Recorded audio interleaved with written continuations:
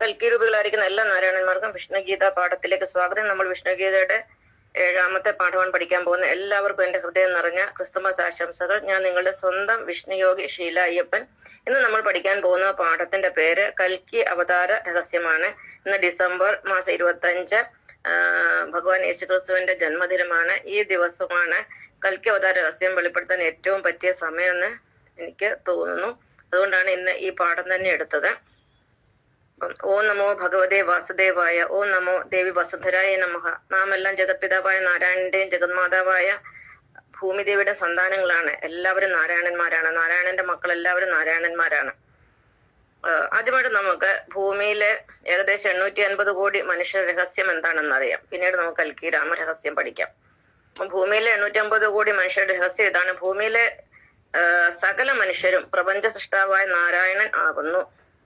നാരായണൻ എന്നാൽ ത്രിയേക ദൈവമാണ്. അതായത് വിഷ്ണു, ബ്രഹ്മ, മഹേശ്വര എന്നിവർ ചേർന്ന ദൈവം.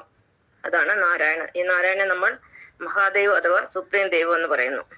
ഓരോ മനുഷ്യന്റെ ഉള്ളിലും ഈ 3 ദൈവങ്ങളും ഉണ്ട്. ഭൂമിയിലുള്ള ഓരോ മനുഷ്യന്റെ ഉള്ളിലും ഈ 3 ദൈവങ്ങളും ഉണ്ട്. ഓരോ മനുഷ്യന്റെ ഹൃദയത്തിൽ തുടിക്കുന്നത് വിഷ്ണുവാണ്. ഓരോ മനുഷ്യന്റെ ശരീരത്തിൽ അഥവാ ലിംഗത്തിൽ ഇരിക്കുന്നത് ഭഗവാൻ ശിവനാണ്. ഓരോ മനുഷ്യന്റെ നാഭിയിൽ ഇരിക്കുന്നത് ബ്രഹ്മാവുമാണ്. 3 ചേർന്നാൽ മാത്രമേ നാരായണൻ പൂർണ്ണമാകുകയുള്ളൂ. ഇതാണ് ഓരോ മനുഷ്യന്റെ രഹസ്യം. മനസ്സിലായെന്ന് ഞാൻ വിശ്വസിക്കുന്നു. ഇനി ആരാധനയെ അടിസ്ഥാനമാക്കി മനുഷ്യൻ 3ആയിരിക്കുകയാണ്. അതെന്താണെന്ന് നോക്കാം. ഈ 3 തരം മനുഷ്യരെ അടിസ്ഥാനമാക്കിയാണ് ഈ ലോകത്ത് 3 തരം മതങ്ങളും 3 തരം ദൈവങ്ങളും ഉണ്ടായിട്ടുള്ളത്. ചിലർ വിഷ്ണുവിനെ മാത്രം ആരാധിക്കുന്നു. അവരെ നമ്മൾ വൈഷ്ണവർ എന്ന് പറയുന്നു. ഇന്നത്തെ കാലത്തെ വൈഷ്ണവർ എന്ന് പറയുന്നത് ക്രിസ്ത്യാനികളാണ്. ക്രിസ്തുമതമാണ് വൈഷ്ണവ മതം. ഈ മതത്തിനെ ഞാൻ 916 മതമായി കണക്കാക്കുന്നു.